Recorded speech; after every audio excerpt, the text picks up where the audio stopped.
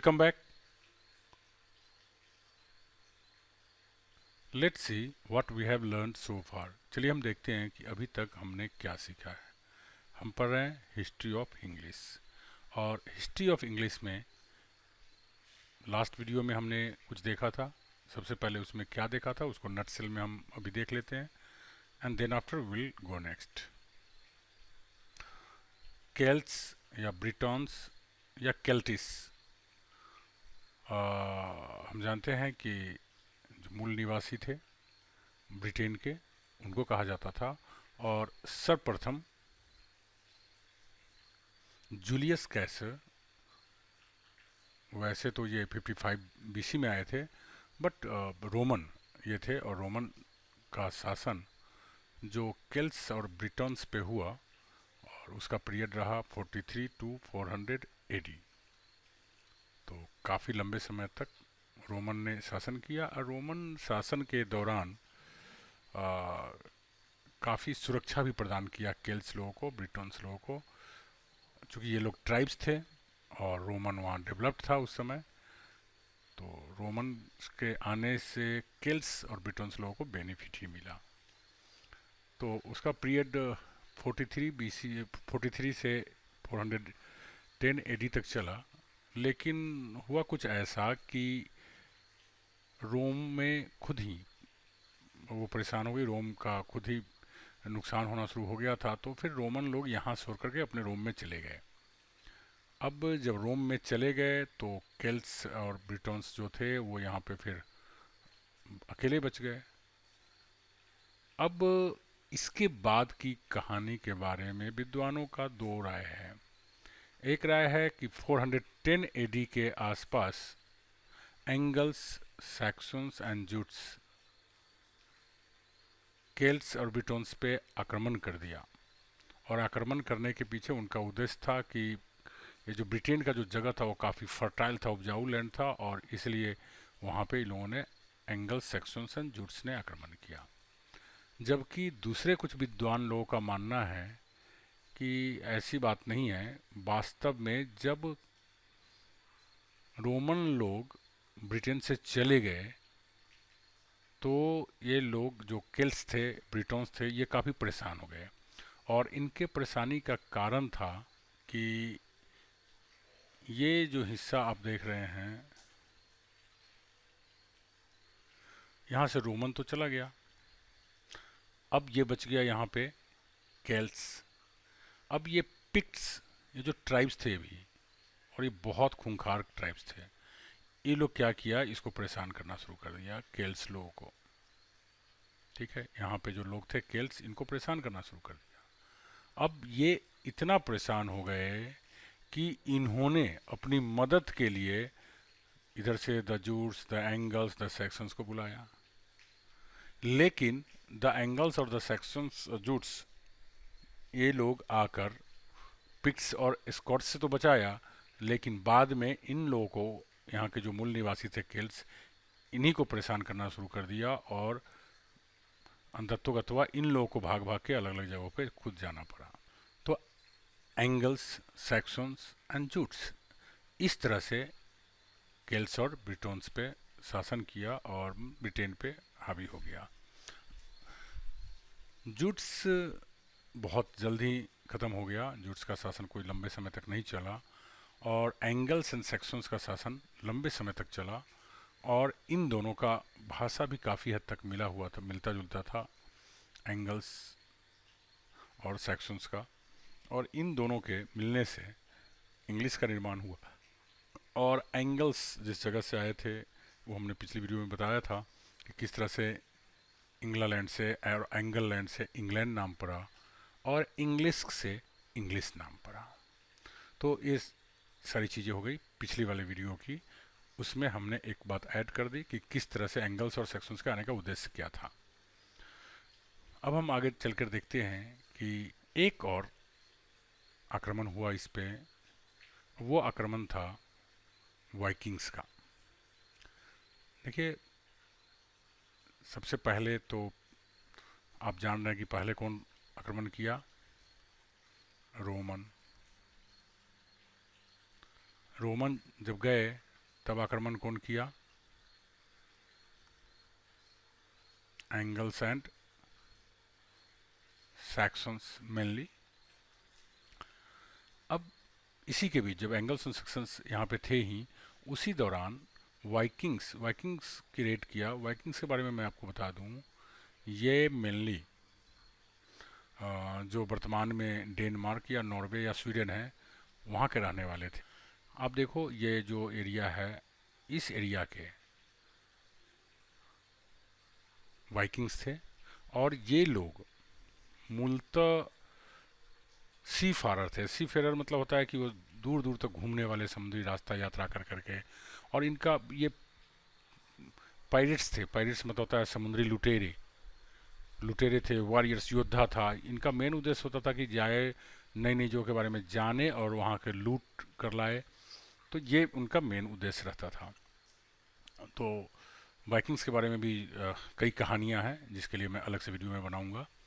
तो ये लोग क्या किया, फिर यहाँ पे आकर के ये लोग भी लूटा। और इनके आकर के लूटने का तरीका थोड़ा भिन्न था। ऐसा नहीं कि आकर के उसमें शासन कायम कर लिया, ऐसा कुछ नहीं किया। उस समय क्या होता था कि इंग्लैंड के जो पादरी लोग थे, जो लोग भी क्रिश्चियनिटी को अपना करके या उसमें एकांत जगह ले करके वहाँ पे अपना भक्ति का कार्यक्रम करते थे, तो ये क्या किया कि वहाँ पे जा कर के उन लोगों को बंदी बना लिया। उन लोगों के पास जो सामान था वो उसको लूट लिया, और यहाँ तक कि कुछ पादरी को तो पकड़ करके वापस ले भी गया था ये सब। तो इस तरह की घटनाएं वहाँ पे हुई। लेकिन वाइकिंग्स के साथ क्या था कि वो बहुत लंबे समय तक कहीं शासन करने का उद्देश्य नहीं था। हालांकि उन्होंने कॉलोनाइज किया था कुछ जगहों का, बट मूल उद्देश्य उनका नहीं था। और ये जो वाइकिंग्स लोग थे, ये नॉर्स भाषा बोलते थे। तो जिसके बारे में हम लोग आगे चर्चा करेंगे कि नॉर्स भाषा का कैसे टोटल भाषा का प्रभाव पड़ा। चलिए, अब एक प्रश्न उठता है कि एंगल सेक्शंस आया या वाइकिंग्स आक्रमण किया या जूट्स किया, तो इन सब चीज़ों के बारे में हमें कैसे पता चलता है? उस समय तो कोई बैठकर लिखने वाला था नहीं, फिर हमें पता कैसे चलता है? तो देखिए, इन चीज़ों के बारे में हमें जानने के लिए पता चलता है इसलिए कि एक महान राइटर, हमारे अतीत के एक महान राइटर थे, बीड, जिन्होंने 8वीं सदी में एडी 731 में इन्होंने एक पुस्तक लिखी थी, इक्लेसियास्टिकल हिस्ट्री ऑफ इंग्लिश पीपल। इक्लेसियास्टिकल का मतलब होता है चर्च एंड क्लर्जी से संबंधित। क्लर्जी मतलब बोलते हैं पादरी को।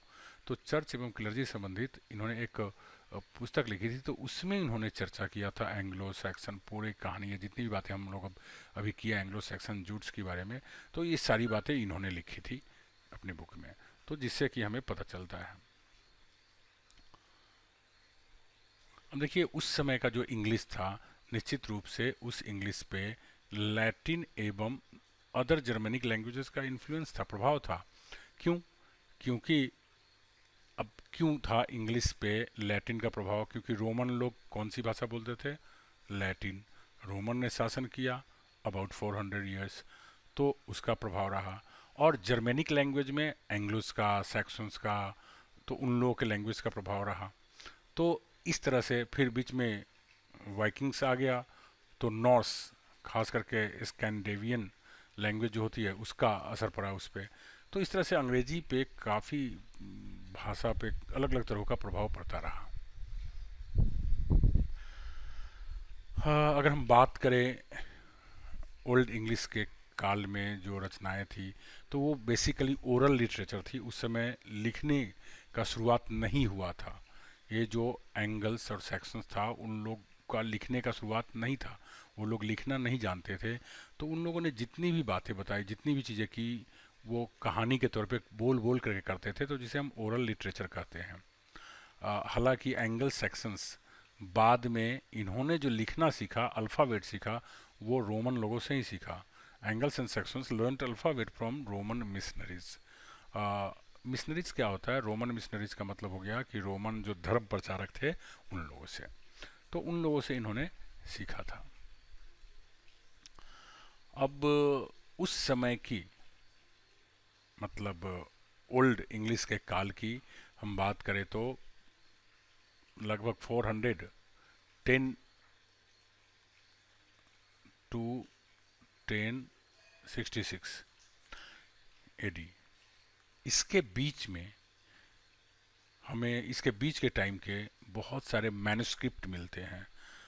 मैन्युस्क्रिप्ट का मतलब होता है हैंड रिटेन चीज़ें, हाथ से लिखी हुई, चूँकि पहले प्रिंटिंग प्रेस तो थी नहीं, तो हैंड रिटेन मिलता है लगभग 400 हैंड रिटेन मैन्युस्क्रिप्ट्स मिलता है आज भी जो उपलब्ध है। ठीक है, कुछ तो बड़े सिलसिलेवार ढंग से है, कुछ कंप्लीट है, कुछ इनकम्प्लीट है। तो 400 मैन्युस्क्रिप्ट्स मिलते हैं, उसके अध्ययन से इन सारी चीज़ों का पता लगता है। अब ये 400 मैन्युस्क्रिप्ट्स है, उसके अध्ययन के लिए इसे मुख्य रूप से 4 भागों में बांट दिया गया है। और अब हम लोग ये 410 में तो हुआ, बट जो पीरियड है उसमें हम देखते हैं इंग्लिश जब बन के तैयार हो गया था तो 499 से लेकर 1066 एडी के बीच क्या क्या हुआ वो देखेंगे। और हम देखेंगे कि ये जो मैन्युस्क्रिप्ट्स हैं, 400 मैन्युस्क्रिप्ट्स, 400 हैंड से लिखी लिपियाँ जो है, प्रतिलिपियाँ जो हैं, तो उन्हें उनके अध्ययन के लिए उसे मुख्य रूप से 4 भागों में बांट दिया गया है। Imported manuscripts of Old English period. सबसे पहला है the Exeter book. Exeter book के बारे में मैं बताऊं कि जो पुराने ज़माने के मैन्युस्क्रिप्ट्स थे, तो उन मैन्युस्क्रिप्ट्स को इकट्ठा करके बुक का रूप दे दिया गया, तो उसी को कहा जाता है कोडेक्स। ठीक है, तो उसमें कोडेक्स ऑफ रीडल्स, पहेलियाँ, पहले पहेलियों लिखने का भी प्रचलन था, तो पहेलियों का संकलित कर दिया गया और उसमें कई और कहानी मिलते हैं, प्रोज एंड पोएट्री मिलते हैं, तो उस बुक का नाम पड़ गया एक्सेटर। एक्सेटर के बारे में आप जान लीजिए कि एक्सेटर एक्चुअली ब्रिटेन में एक जगह का नाम है, उस जगह का नाम पड़ा हुआ है एक रिवर के नाम पे, तो वहाँ पे उस बुक को संकलित करके रखा गया हुआ, तो इसलिए इसका नाम पड़ गया एक्सेटर बुक, जिसके बारे में आप आगे पढ़ेंगे। विडसिथ क्या है और कोडेक्स ऑफ रीडल्स क्या है, ये सब आगे अध्ययन करना है। अभी आपके दिमाग में मुख्य रूप से ये होना चाहिए कि Exeter book. Second, the Junius manuscript. देखिए, जूनियस मैन्युस्क्रिप्ट मुख्य रूप से वास्तव में जूनियस एक स्कॉलर थे, स्कॉलर मतलब विद्वान, और इन्होंने क्या किया, इनके पास जो कुछ मैन्युस्क्रिप्ट मिली हुई थी पुराने ज़माने की, तो उसमें उन्होंने एडिट किया, कुछ अपने ढंग से लिखा, इवन सम पैराफ्रेजिंग किया, उसको अपने ढंग से बेहतर ढंग से समझाने की कोशिश किया, और वो सारी चीज़ें बाइबल के बारे में लिखी हुई थी। आप जानते हैं क्रिश्चियन का जो धर्म ग्रंथ है वो बाइबल है, तो उसके बारे में लिखी गई थी, और उन्होंने इस मैन्युस्क्रिप्ट को कैम्ब्रिज यूनिवर्सिटी को गिफ्ट के रूप में दे दिया, और वहाँ पे आज भी कैम्ब्रिज यूनिवर्सिटी में के लाइब्रेरी में आज भी ये संरक्षित है। तो उन्हीं के नाम पे इस मैन्युस्क्रिप्ट को कहा गया जूनियस मैन्युस्क्रिप्ट। नेक्स्ट है द वर्सिली बुक। ये वास्तव में एक anthology of Old English prose and verses verse that dates back to the late 10th century. देखिए, 10वीं सदी के प्रोज एंड वर्स के बारे में की बार लिखी गई है, और ये भी मैन्युस्क्रिप्ट है, और ये जितने भी मैन्युस्क्रिप्ट्स हैं ये सब आज के डेट में इटली के वर्सिली जगह है वहाँ पे इन बुक्स को संकलित करके और संरक्षित करके रखा गया है। So that's why it has been given name Vercelli book. Next and most important is the Nowell Codex. देखो, नोवेल कॉडेक्स, नोवेल का मतलब होता है क्रिसमस या क्रिसमस से संबंधित, या यूं कह ले कि क्रिसमस कैरोल। क्रिसमस कैरोल का मतलब होता है कि क्रिसमस के समय में जो गाए जाते हैं गीत, ठीक है, तो सॉन्ग्स के रूप में क्रिसमस वगैरह या क्रिश्चियनिटी के ऊपर जो सॉन्ग्स है उसका एक कलेक्शन है। कोडेक्स मतलब क्या होता है, संकलन, कलेक्शन, ठीक है, उसका एक कलेक्शन है, और इसका नाम दिया गया द नोवेल कॉडेक्स। इसकी जो सबसे महत्वपूर्ण इसमें मैन्युस्क्रिप्ट है, जिसमें लगभग 3000 से अधिक पंक्तियों में लिखी गई मैन्युस्क्रिप्ट है, उसका नाम है द बीवुल्फ। द बीवुल्फ के बारे में हम आगे चर्चा करने वाले हैं। तो इस तरह से हम प्राचीन काल में, ओल्ड पीरियड में जो जितने भी मैन्युस्क्रिप्ट्स है उसको 4 हिस्सों में बांट करके और उसका अध्ययन किया गया है। अब देखियो, ये जो भी मैन्युस्क्रिप्ट्स है उसमें अगर आप गौर से देखेंगे तो किन किन चीज़ों के बारे में लिखी गई है, इसमें जितनी भी पोएट्री है उसमें क्या क्या मेंशन किया गया है, तो आप नोटिस करेंगे ये हीरोइक पोएट्रीज है। हीरोइक पोएट्रीज का मतलब ये हुआ कि उस समय जो योद्धा हुआ करते थे उसकी प्रशंसा में लिखी गई पोएट्री है। रिलीजियस पोएट्री, आपको मालूम है कि रोमन लोग खास करके उनका मुख्य उद्देश्य था कि क्रिश्चियनिटी का प्रचार करें, तो उसके ऊपर काफ़ी बुक्स लिखी हुई है, खास करके जूनियस मैन्युस्क्रिप्ट जो उपलब्ध है उसमें रिलीजियस बातें लिखी गई है। फिर बहुत सारे राइटर्स के बहुत सारे पोएट्री से ये पता लगता है कि उन लोगों की पर्सनल व्यक्तिगत बातें लिखी गई है, एक ऑटोबायोग्राफी की तरह लिखी गई है।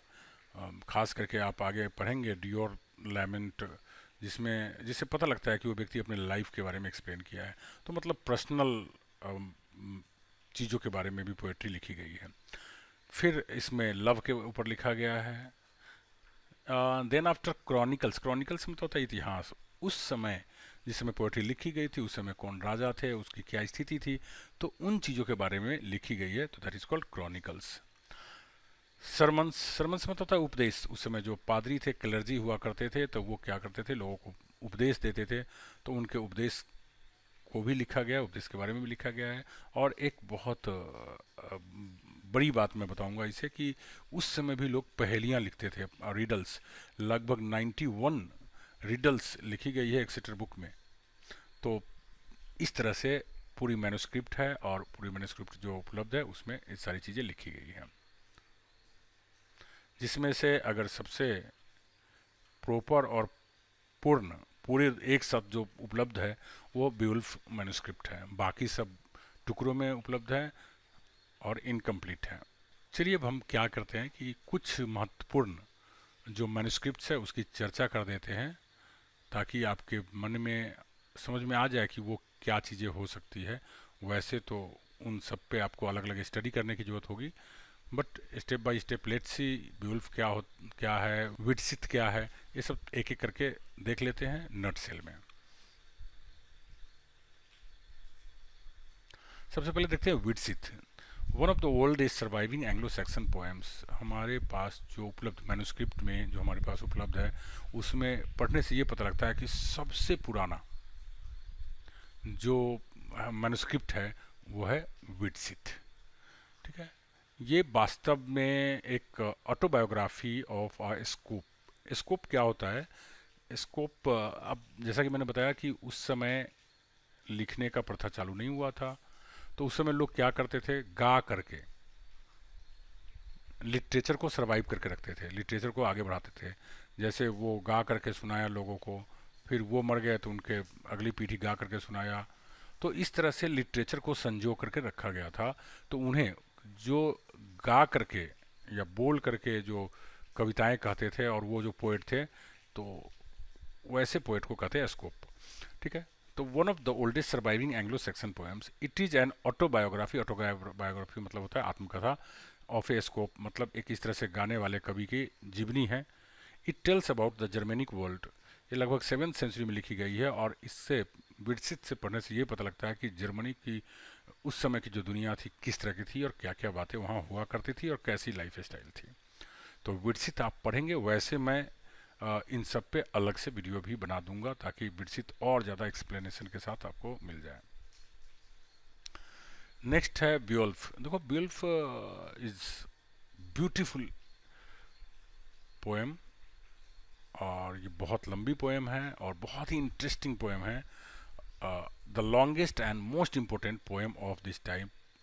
आप ये जान लीजिए कि नेशनल इपिक, इपिक मतलब ग्रंथ, यह ब्रिटेन के नेशनल इपिक माना जाता है, और ये बहुत ही इम्पोर्टेंट ब्योल्फ है। इसमें बेसिकली कहानी है, और ये बहुत ही इंटरेस्टिंग कहानी है, और ब्योल्फ की आपको अलग से मैं वीडियो बना दूंगा जिससे कि वो कहानी पूरी तरह से आपको समझ में आ जाए।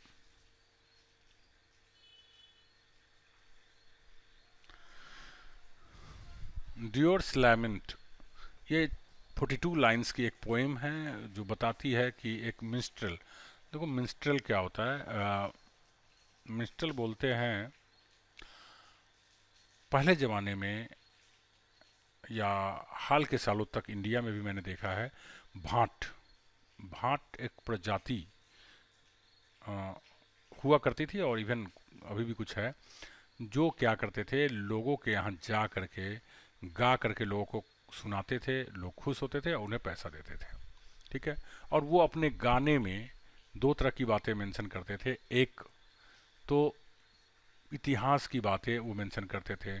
ठीक है। भाट जो था वो इतिहास पुराने ज़माने की राजा महाराजा के बारे में कहानियाँ गा कर सुनाते थे। ठीक है। तो और लोग खुश होकर करके उसे पैसा देते थे, तो उसे कहा जाता था minstrel.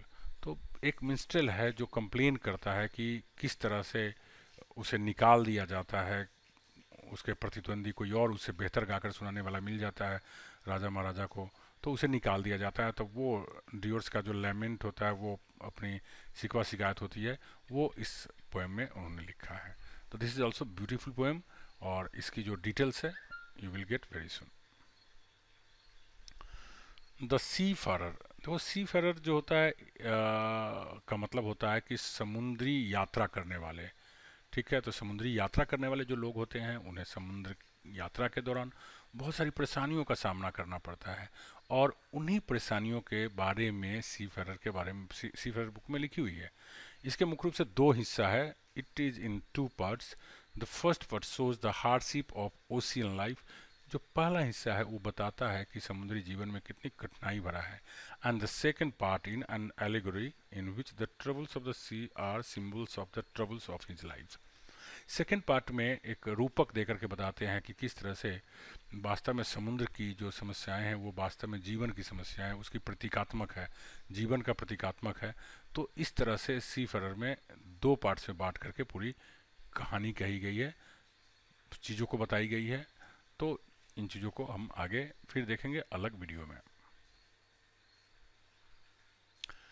The fight at Finnsburg and Waldere, ये पोएम्स है वास्तव में वार सॉन्ग्स है। पहले ज़माने में क्या होता था, युद्ध, अक्सर युद्ध करते थे लोग, और वो इस युद्ध के दौरान काफ़ी गाना लिखा जाता था ताकि जो वॉरियर हुआ करते थे वो काफ़ी मोटिवेटेड हो और युद्ध लड़ने के लिए तैयार रहे। या कई बार वार सॉन्ग्स में वार की स्थिति कैसी थी, वार में क्या हुआ नहीं हुआ, उसके बारे में भी लिखी जाती थी। तो इन दोनों में, the fight at the Finnsburg and Waldere में, दोनों में वार के बारे में लिखी गई है। सो आपको इसको पढ़ना चाहिए, वैसे separately you should read it. आपको दो राइटर्स के बारे में निश्चित रूप से जानना चाहिए जो प्राचीन काल के हैं, और यूं कह लें कि जिनके बारे में हमें सही सही मालूम है। तो वो है कैडमोन एंड किनोल्फ। कैडमोन प्राचीन काल के ऐसे प्रथम कवि हैं जिनका नाम जानते हैं, बाय नेम जानते हैं कि वो कैडमोन ने लिखा है, या कैडमोन ने की जो वर्क्स है, कैडमोन की जो रचनाएं हैं उसमें पता लगता है कि कैडमन की लिखी हुई है। जबकि इससे पहले हमने विटसित पढ़ा देखा, या ब्यूल्फ देखा, या फिर बाकी जो हमने देखा है उन सब के राइटर्स के बारे में कोई पता नहीं है, किसने लिखा नहीं लिखा कोई पता नहीं है। तो कैडमन के द्वारा जो लिखी गई है, उनकी जो पुस्तक है वो हमें पता है कि कैडमन ने लिखी है। इन्हें the father of old poetry कहा जाता है। ठीक है। He was the first poet to mention date on his poem. और इन्होंने जो पोएम लिखते थे तो उस समय अपने पोएम के, इनकी जो पुस्तक है उसके बारे में हम लोग अभी चर्चा करेंगे, तो वो अपने उसमें डेट्स भी मेंशन करते थे। तो ये एक बहुत बड़ी बात थी जिसकी वजह से बाद के जो लोग थे उनको पता चल पाया कि कब यह लिखा गया है।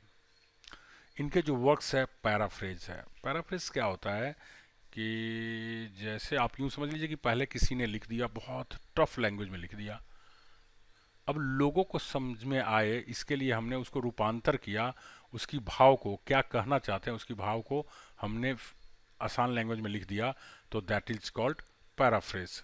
तो इन्होंने पैराफ्रेज लिखा। इसके बाद द स्टोरी ऑफ जीनेसिस लिखा इन्होंने।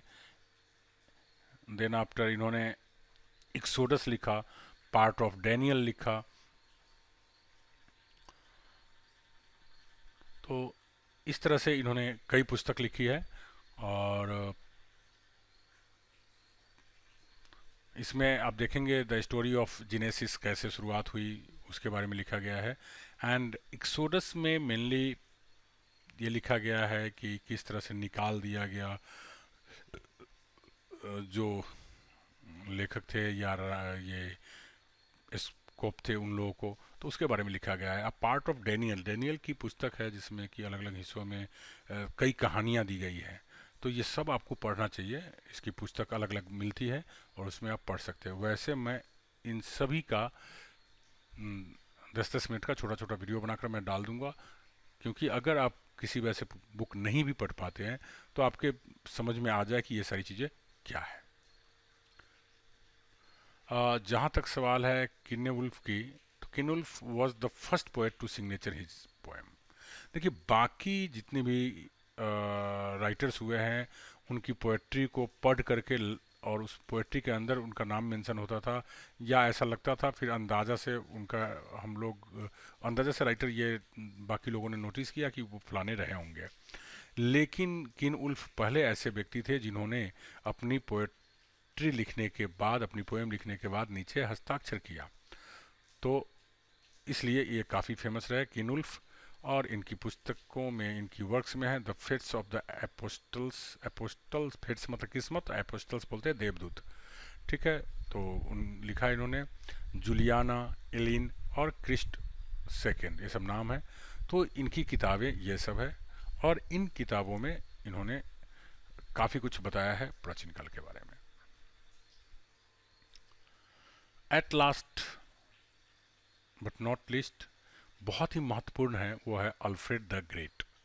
अल्फ्रेड द ग्रेट प्राचीन काल में एकमात्र ऐसे शासक हुए जिन्होंने लिटरेचर को सबसे ज़्यादा बढ़ावा दिया।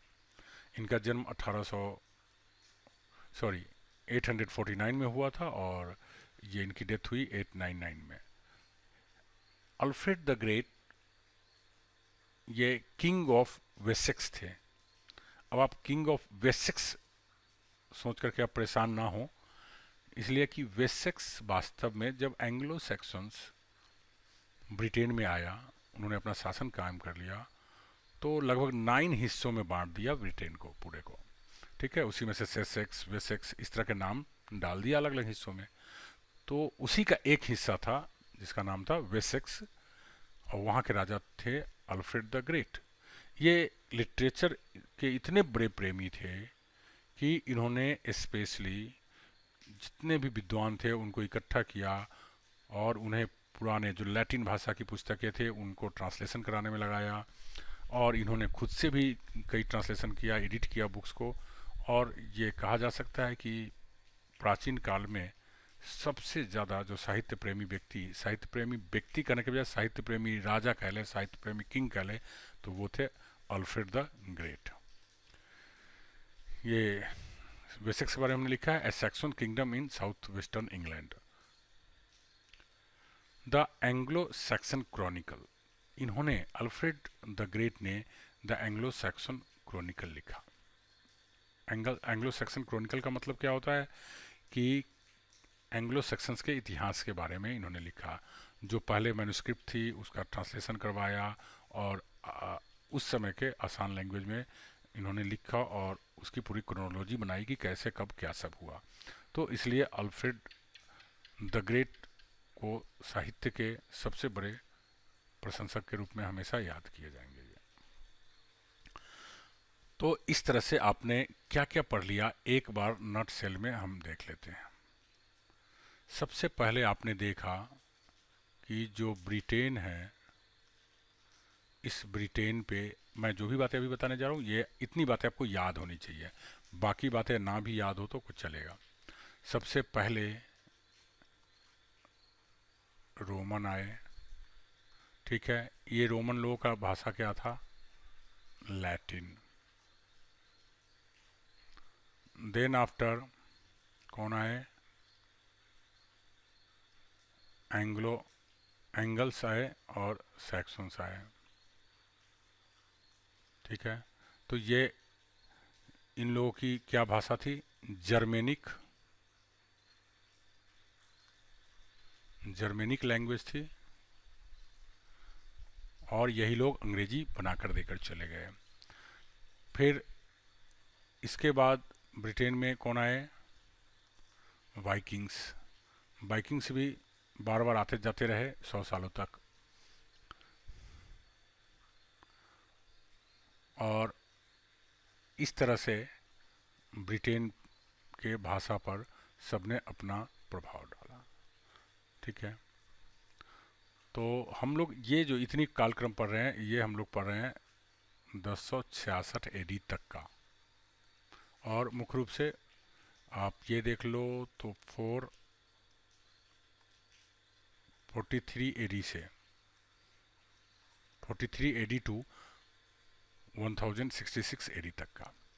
तो ये हुआ ब्रिटेन पे अलग अलग लोगों का हमला। दूसरी बात जो आपको याद करने की चीज़ है, वो याद करने की चीज़ है मैन्युस्क्रिप्ट।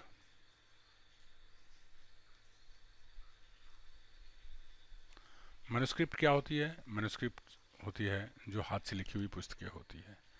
तो इसमें आपको ये चार नाम तो आपको अच्छी तरह से याद होने ही चाहिए। एक सेटर बुक, दूसरा Junius manuscript,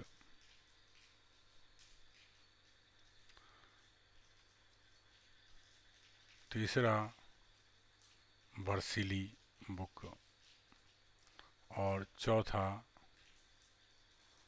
the novel codex. ठीक है, ये आपको चार नाम रट लेना है, याद आनी चाहिए। बाकी चीज़ अगर नहीं भी याद हो तो चलेगा। देन आफ्टर और कुछ नहीं तो प्राचीन मैन्युस्क्रिप्ट्स में से दो नाम तो कम से कम आप जरूर याद कर लें। एक विटसिथ और दूसरा ब्यूल्फ। तो ब्यूल्फ, तो ये दो नाम जरूर याद कर लें। हालांकि ब्यूल्फ की जब मैं कहानी सुनाऊंगा, मीन्स इसकी वीडियो में दिखाऊंगा, तो आप ब्यूल्फ ऐसे ही याद कर लेंगे, आप ऐसे ही याद हो जाएगा, इतनी रोचक कहानी है। तो ये इतनी सारी चीज़ें अगर आपको याद हो जाता है तो समझ लीजिए कि आपने इस वीडियो का फ़ायदा उठाया। Thank you very much. आप बार बार इस वीडियो को देखें। अगर पसंद आया हो तो लाइक करें, और अगर अब तक आपने चैनल सब्सक्राइब नहीं किया हो तो निश्चित रूप से सब्सक्राइब कर ले, ताकि आपको ऐसी वीडियोज़ मिलते रहें। Thank you very much.